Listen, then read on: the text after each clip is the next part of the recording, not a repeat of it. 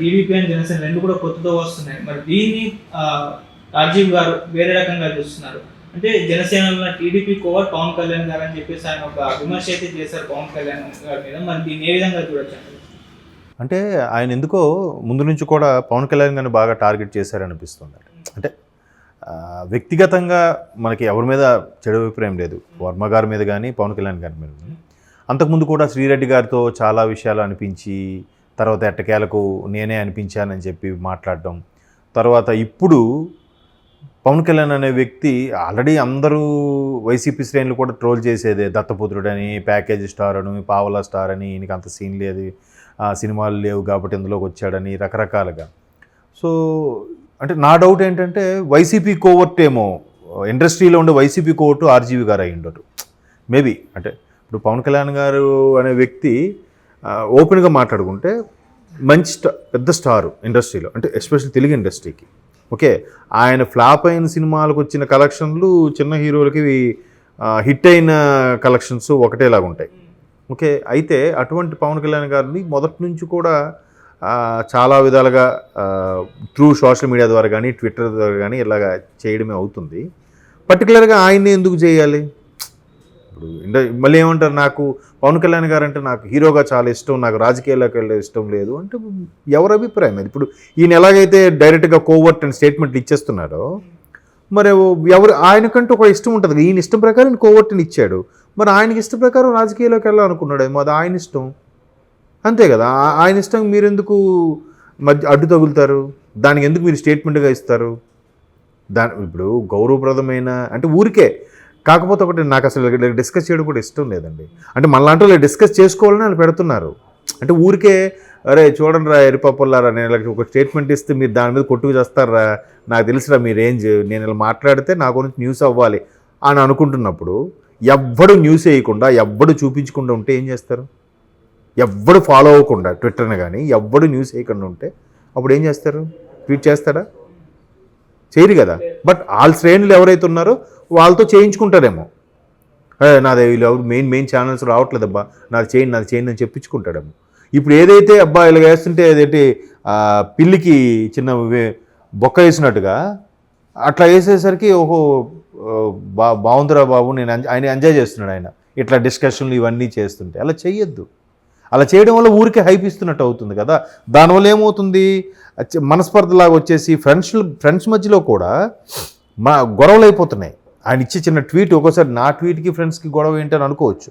ఇప్పుడు అక్కడ గొడవలు ఎట్లా అంటే పవన్ కళ్యాణ్ ఫ్యాన్స్ ఉంటారు, లేదంటే వేరే టీడీపీ వాళ్ళు ఉంటారు, లేదా వైసీపీ వాళ్ళు ఉంటారు.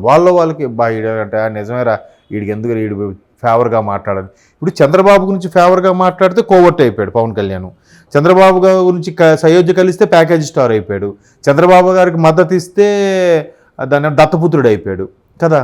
మరి ఈయన మొదటి నుంచి కూడా జగన్ గారికి ఫేవర్గా మాట్లాడుతున్నాడు, జగన్ గారికి ఫేవర్గా మాట్లాడి టీడీపీకి వీళ్ళకి యాంటీగా మాట్లాడుతున్నాడు, వ్యూహం లాంటి సినిమాలు తీస్తున్నాడు ఈయన. మరి అలాంటప్పుడు ఈయనకంటూ ఒక అభిప్రాయం ఉందిగా. మరి నేను వైసీపీకి కోవర్ట్గా ఉండే ఇండస్ట్రీలో వైసీపీ కోవర్ట్గా ఉండే పర్సన్ అయినా, మరి ఈయనకి ఇష్ట ప్రకారం ఈయన వెళ్తున్నాడు కదా. ఈయనకి మరి బ్యాక్గ్రౌండ్ నుంచి ఎవరు డబ్బులు ఇస్తున్నారో లేదా డబ్బులు ఇవ్వమని మాట్లాడుతున్నారో, మరి ఈయన కూడా ఒక ప్యాకేజీ డైరెక్టర్ అనుకోవచ్చా చెప్పండి. కాబట్టి అది కామన్, అది ఈయన అభిప్రాయం. కాకపోతే ప్రధానికి స్టేట్మెంట్ ఇచ్చేస్తుంటే ఎంత ఇచ్చినా నిజంగా పవన్ కళ్యాణ్కి అంత ఇమేజ్ ఉండి, ఈవెన్ చిరంజీవి గారు వ్యూహం ఇందాక ట్రైలర్ చూశాను, చిరంజీవి గారి కాన్సెప్ట్ కూడా ఉంది అందులో.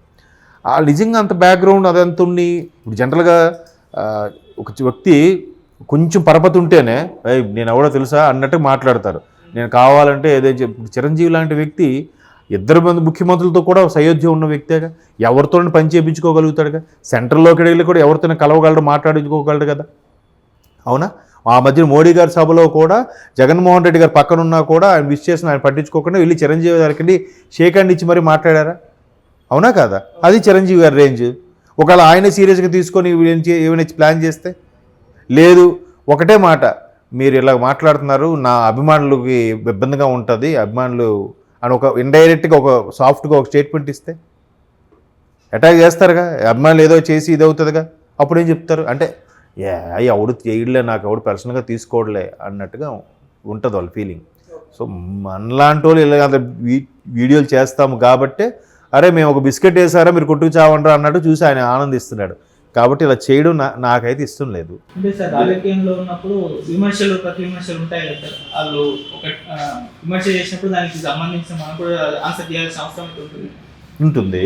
అదే మనం ఎందుకు అదే అంటున్నాను నేను. అలాంటి వాళ్ళు ఇప్పుడు రెగ్యులర్గా ఒకళ్ళనే ఇప్పుడు ఆర్జీవి గారి మెంటాలిటీ ఎలా ఉంటుందంటే అసలు ఎవరిని పట్టించుకోడుగా, ఆయన దేవుని కూడా నమ్మడుగా, ఎవరికి పొగడు ఎవరిని తిట్టడు. గుడ్ మార్నింగ్ చెప్పినా కూడా ఎందుకండి గుడ్ మార్నింగ్ అవన్నీ మ్యాటర్లోకి రండి అన్నట్టు మాట్లాడతారుగా. సో అలాంటప్పుడు అవేవి అటువంటి భావజాలం లేని వ్యక్తి కాబట్టి అందరికీ అబ్బా నిజంగా అందరూ ఉంటారు కానీ ఆర్జీవిలాగా బతకాలరా అని అంటుంటారు చాలామంది. ఓపెన్గా పెళ్ళం బిడ్డలను కూడా వదిలేసి ఫ్రీగా ఉంటాడరా అన్నట్టుగా కదా. మరి అలాంటప్పుడు పర్టికులర్గా ఒక వ్యక్తిని ఎందుకు ఆరాధిస్తున్నాడు ఈయన? జగన్మోహన్ రెడ్డి గారిని ఆరాధించబట్టే కదా ఇక్కడ ఇవన్నీ మాట్లాడుతున్నాడు. వ్యూహం అనే సినిమా తీశారు, చంద్రబాబు గారికి యాంటీగా తీశారు, అందులో పవన్ కళ్యాణ్ గారిని దుయ్యబట్టాడు, చిరంజీవి గారిని దుయ్యబట్టారు, లోకేష్ గారిని దుయ్యబట్టారు. మరి ఇవన్నీ జరుగుతున్నాయి కదా. మరి ఈయన ఎందుకు ఒకరిని ఇష్టపడుతున్నాడు చెప్పండి? ఎవరి ఇష్టం వాళ్ళది కదా. ఇప్పుడు నాకు పవన్ కళ్యాణ్ గారు అంటే ఇష్టం, మీకు మహేష్ బాబు గారు అంటే ఇష్టం, ఇంకోరికి ఎన్టీఆర్ గారు అంటే జూనియర్ ఎన్టీఆర్ ఇష్టం. ఎవరి ఇష్టం వాళ్ళది. నా పవన్ కళ్యాణే గ్రేటు, ఎన్టీఆర్ తక్కువ అంటే అది తప్పు కదా. మరి ఇప్పుడు ఆయన అలాగే మాట్లాడుతున్నాడు. ఎంతసేపు టీడీపీలో ఉన్న పవన్ కళ్యాణ్ కోవర్ట్, ఎందుకంటే ఆ వ్యూహం సినిమాలో కాన్సెప్ట్ పెట్టాడు కదా ఆయన. ట్రైలర్లో చూసాం, నా తరపున మీరు మొత్తం క్యాన్వాసింగ్ ఎందుకు తిరగాలి, ఎందుకు అనుకోవాలి? ఒకరి గురించి మంచిగా మాట్లాడితే కోవర్ట్ అయిపోయినట్టే, వాళ్ళకి ఊడిగం చేసినట్టేనా? మరి మీరు వీళ్ళు చేస్తున్నది ఏంటి? వాళ్ళ పేరు మీద వీళ్ళు కలిసి మాట్లాడి వాళ్ళకి ఫేవర్గా ఉండేలాగా సినిమాలు తీస్తుంటే మళ్ళీ వీళ్ళే అనుకోవాలి, ఇండస్ట్రీలో ఉండే వైసీపీ కోవర్ట్ అని అనుకోవాలి చెప్పండి. మరి అలాంటప్పుడు మీరేం అనొద్దు, మీరు ఇలా చూపిస్తే 3,000 నా వైపు చూపిస్తాయి కదా. మరి అంత ఫ్రాంక్గా జెన్యున్గా ఉండే ఆర్జీవి గారు అనే ఇది ఇప్పుడు మరి పోయినట్టేగా, చీప్ అయిపోతారుగా, మెంటాలిటీ ఏదో ఏంటి ఇలాగా అన్నట్టుగా అనుకుంటారు కదా. సో అందుకే ఆయన వేసే బిస్కెట్లకి మనందరూ డిస్కషన్ పెట్టకూడదు అంటాను నేను. పెడితే చూసా నేను ఒక స్టేట్మెంట్ ఇచ్చాను, మళ్ళీ సోషల్ మీడియాలో మొత్తం మన గురించి నడుస్తుందా అన్నట్టుగా ఉంటుంది ఆయనకి. కరెక్టే కాదా?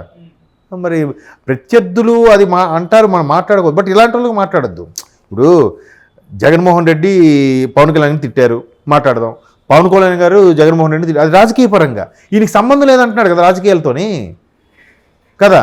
ఏ సంబంధం లేనట్టు ఏ తీర్థం, ఏ కండువా కప్పుకోలేదు, ఏ పార్టీ సభలకి వెళ్ళలేదు. మళ్ళటప్పుడు ఎందుకు ఒకవైపే మాట్లాడతాడు ఈయన? సో ఏమనంటే నా ఇష్టం అని అంటాడు. మరి అలాగే పవన్ కళ్యాణ్ కూడా ఒక ఇష్టం ఉండదా? చంద్రబాబు గారికి ఒక ఇష్టం ఉండదా? ఇష్టమైనంత మాత్రాన ఇంకా అన్నీ వాళ్ళు కోవర్ట్గా అయిపోయినట్టు, ప్యాకేజీ స్టార్లు అయిపోయినట్టేనా చెప్పండి?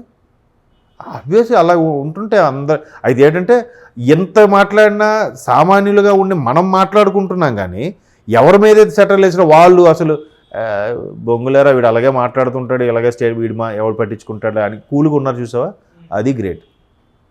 ఎంత చేసినా, ఎన్ని ట్వీట్లు చేసినా చిరంజీవి గారు కానీ పవన్ కళ్యాణ్ కానీ ఎక్కడైనా స్పందిస్తున్నారా? ఏ సమావేశంలో అయినా? అప్పుడో మొదట్లో నాగబాబు గారు 2-3 సార్లు స్పందించారు. ఒకసారి కాన్వాయ్ ఎక్కిపోతూ, ఒకసారి చిరంజీవి గారి బర్త్డేకి ఒకసారి, అంతే.